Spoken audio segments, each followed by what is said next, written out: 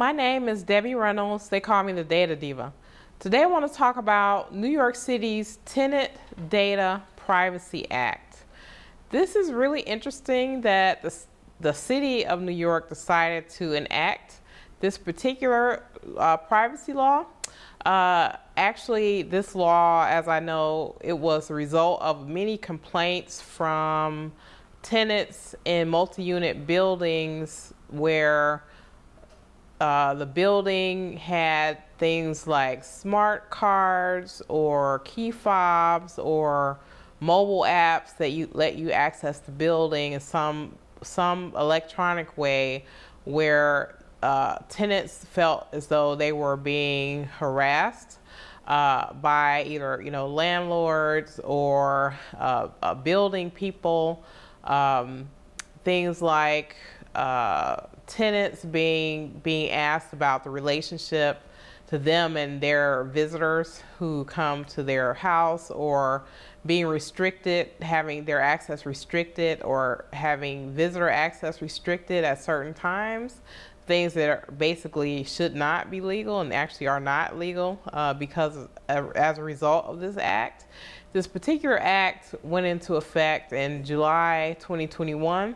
And this applies to any multi-unit residents in the city of New York, and buildings that currently already have kind of smart access technology. They have up until January 2023 to comply with this particular law. So this law really applies to landlords, tenants, owners of smart access buildings, contractors. It even applies to companies that implement this type of technology within buildings. So the purpose of the Tenant Data Privacy Act is to make sure that data that's collected or used to authenticate a person, as a resident of the building, or keep track of them or their guests, is done with the consent of the individual. So the person has to opt in to this particular, tracking, and they don't necessarily have to agree to do this. So in some ways, some of these multi-tenant buildings may have to find alternative ways to give people access if they don't opt into this. Also, they want to be able to limit how this data is used. So the limit to the data use would be only for authorizing access, only for making sure that the person is who they say that they are, but not to pry into the private life of people and not to restrict them or harass them, whether that be, maintenance people working in the building, tenants, landlords, things like that. So this was a particular problem in New York City, especially with low income housing, where sometimes people's whereabouts were being tracked. So for example, let's say a building had a smart access system, had a mobile phone app.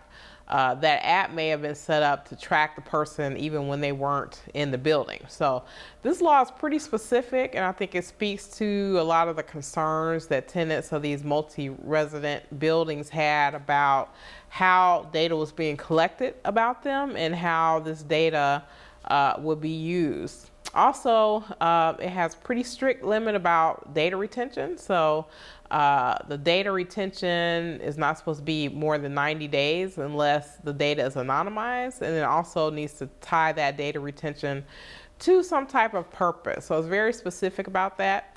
Also, tenants can sue.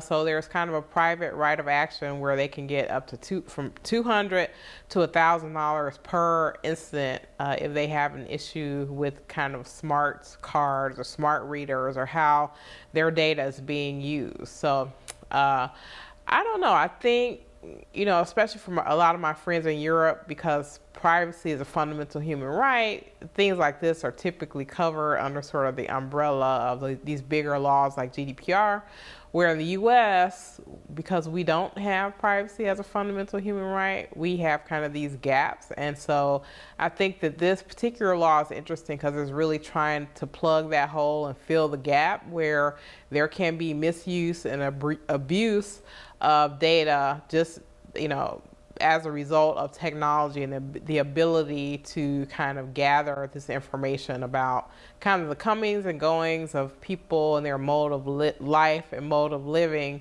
in a way that is now against the law in New York City. That's it. Thank you.